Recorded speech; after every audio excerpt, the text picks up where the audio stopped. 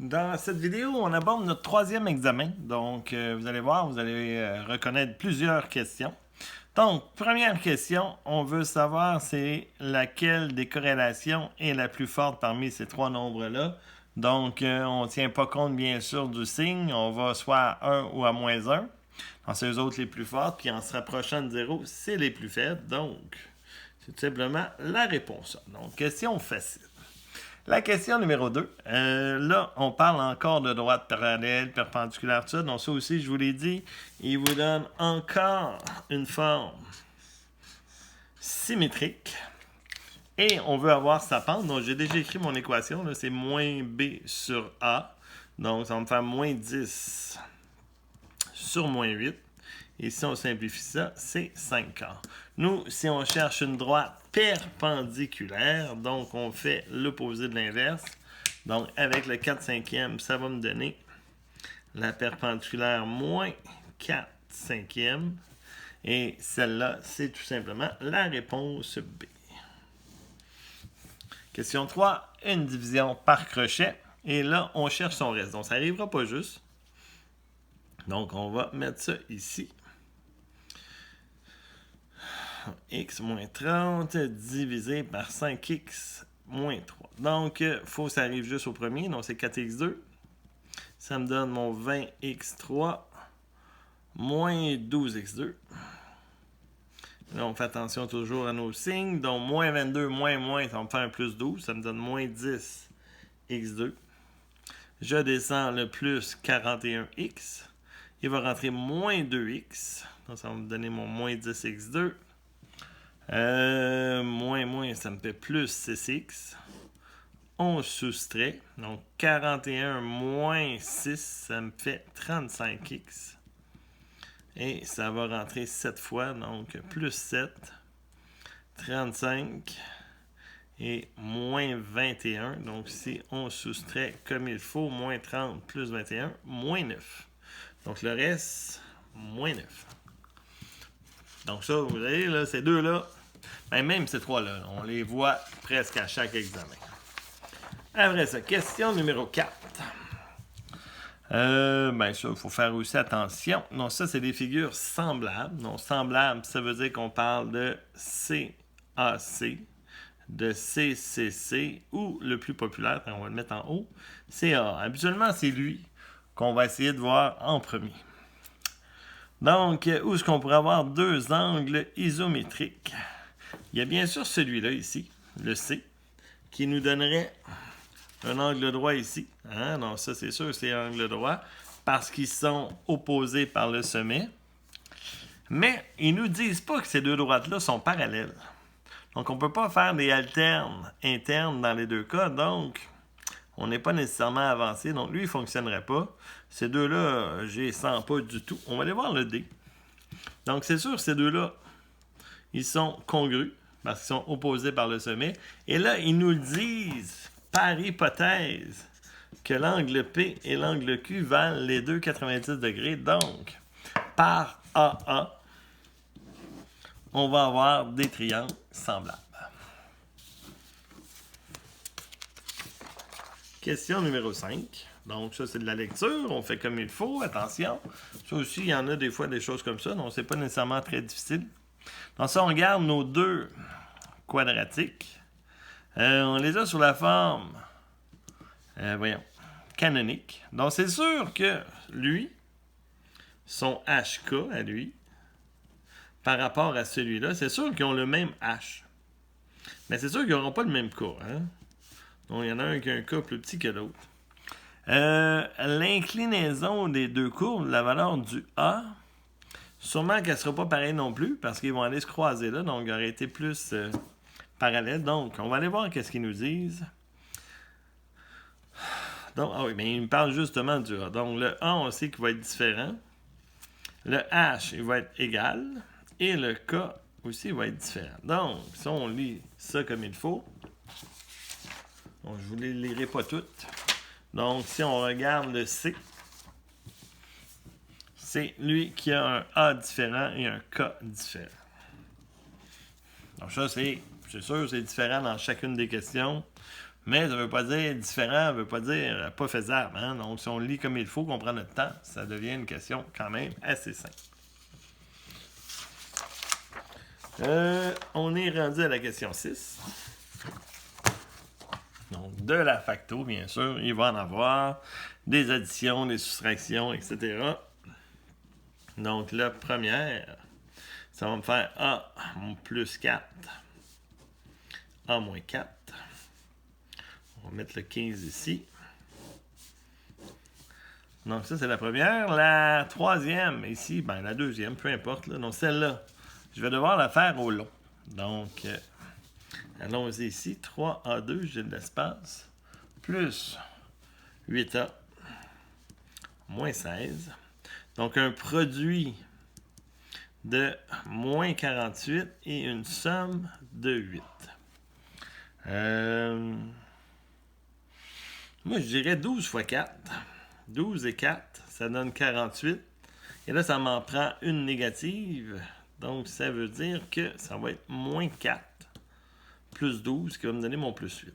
Donc, on sépare ça en deux. Plus 12A, moins 4A, moins 16. Là, on n'a pas vraiment d'importance quand on les écrit. Des deux premières, je peux juste sortir un A. Ça va me faire 3A plus 2. Quand il y a un moins, on n'oublie pas, on sort le moins. On peut sortir...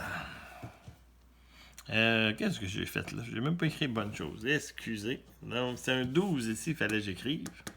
Là, ça ne fonctionnait pas. Donc, je vais sortir le 3A finalement.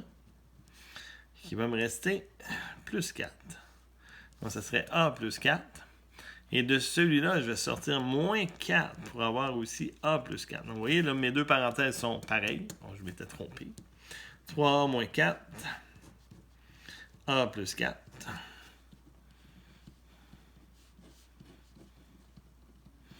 Et la dernière, 5A moins 20. On avait juste un 5 à sortir tout simplement. 5A moins 4. Donc, j'ai quelque chose de pareil. Les A plus 4, les A moins 4. Le 15 et le 5 aussi, ça se simplifie. Il va rester ici un 3. Donc, il va me rester 3 en haut, puis il va me rester 3A moins 4 en dessous. Donc, ça, c'est la réponse ici. Ça, c'est mes choix de réponse. Après ça, on s'en va. Question numéro 7. Donc, ça aussi, je vous en ai parlé. Donc, l'aire d'un carré, un produit de binôme qui est au carré, etc. Donc, ça, je vous ai parlé de ça dans le premier examen. Donc, ce qu'il donne ici, on va le souligner, c'est un TCP. Pourquoi? Parce que c'est l'aire d'un carré. Et l'aire d'un carré, c'est côté au carré. Donc, ça me fait un exposant 2. Donc, pour le faire, ça se fait bien. Donc, on fait la racine carrée du premier qui est 7x. La racine du dernier qui est 4. Le signe ici, comme il y a un moins, ça va être un moins. Et pour être sûr que c'est bon, non, ça serait l'aire. L'aire, ça serait 7x moins 4 au carré. Pour être sûr que le milieu est bon, on faisait 7 fois moins 4, moins 28. Fois 2, ça me donne mon moins 56, donc c'est bon.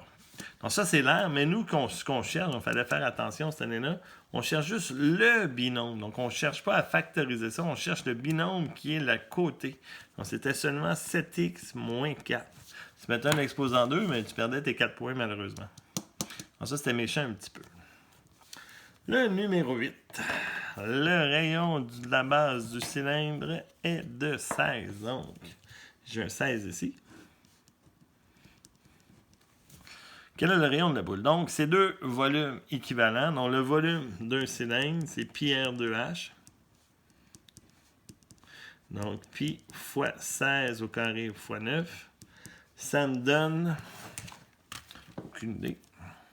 16 fois 16 fois 9 fois pi. 2304 pi. Puis, tu peux le mettre, bien sûr, en décimale. Là, ça ne change rien. L'aire d'une boule, on sait, c'est 4 pi R3 sur 3. Le but, c'est d'isoler le rayon. Donc, pour ça, moi, j'aime ça laisser mon pi ici, parce que les deux ont des pi. Donc, je vais éliminer les pi, tout simplement. Et là, pour enlever le 4 tiers, je peux diviser par 4 tiers ou tout simplement faire le x3. Bon, je vais y aller comme ça. Là. Je vais faire 2304 x 3. Ça me donne 6912. 6912 est égal à 4R3. Je vais diviser par 4. 1728 est égal à R3. Donc, on va faire la racine cubique. Et habituellement, encore là, dans les examens du MEL, ça devrait donner un super beau nombre. Tout à fait, ça donne 12. Donc, le rayon, 12 cm pour la boule. Question 9. Bon, notre nuage de points. Donc, ça aussi, on est habitué, c'est des points faciles. Toute la corrélation, là, je vous l'ai dit, on n'avait pas fait ça pour rien. Donc, on trace nos deux droites. Parallèles, on les fait plus grandes, on ferme notre rectangle pour essayer que ça donne un rectangle. Donc, ça peut dépasser, là, c'est vraiment pas grave. Les mesures que ça donne, c'était 10,9. Et ici, je vais avoir, là, je m'excuse, je me promène un petit peu dans la caméra, 3,8. Dans mon R, on va choisir le moins. Un moins le petit, 3,8. Sur le grand, 10,9. Donc, on calcule ça. Donc, on va calculer l'intérieur. Moins 3,8 divisé par 10,9. Ça me donne, en décimale, 0,65. Donc, on n'oublie pas que c'est moins 0,65. Et je vous l'ai dit, là, ça, on a un jeu. Hein, et j'ai été consulté justement dans l'examen du MES, la grille qu'on avait.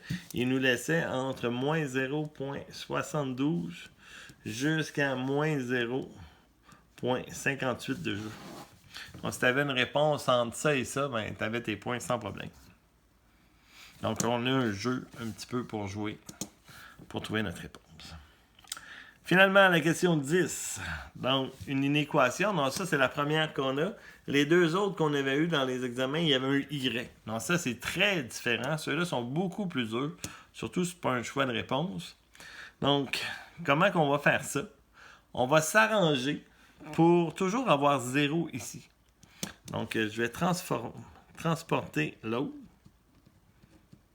Ça va me faire moins 245, plus grand ou égal à 0. Donc, je mets ça à 0 dans un premier temps. Et celle-là, je vous dis, là, on la voit très souvent, beaucoup plus souvent que l'autre en plus, parce qu'elle est plus difficile. Donc, une fois qu'on a notre 245, comme ça, et avec le 0 ici, on va faire le dessin, à peu près, bien sûr. Mon sommet, c'est moins 20, moins 245, donc on serait ici. Et ce que ça va faire, ça va faire une parabole qui va vers le haut. Nous, ce qu'on cherche, c'est quand est-ce que c'est plus grand ou égal, ici plutôt, plus grand ou égal à 0. Donc, c'est elle que je dessine. Et le plus grand ou égal à 0, donc ça étant 0, le plus grand ou égal, c'est la partie du haut. Donc, ça va être cette partie-là avec cette partie-là. Donc, on a besoin de trouver les deux zéros. Donc, on reprend l'inéquation. On va mettre ça comme égal à 0 et là, on va trouver les zéros.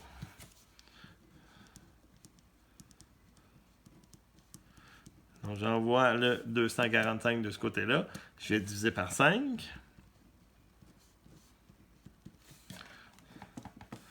« 245 divisé par 5, 49. Et là, je fais la racine carrée. Et quand on fait la racine carrée, on a deux réponses. Donc, on a le x plus 20 égale à la racine de 49 qui est 7. X plus 20 égale à moins 7. Donc, ça me donne moins 13. Et celle-là va me donner moins 27. Donc, les deux réponses, on tourne dans notre dessin. Ici étant moins 27, ça c'est moins 13. Et nous, on cherchait, donc l'intervalle que ça donne, c'est un intervalle ici. Ça va être de moins l'infini à moins 27, union moins 13 à plus l'infini. Alors ça, c'est souvent une des questions les plus difficiles qu'on va avoir dans les 10 premières. Donc, ça complète justement nos 10 premières questions. La suite dans la prochaine vidéo.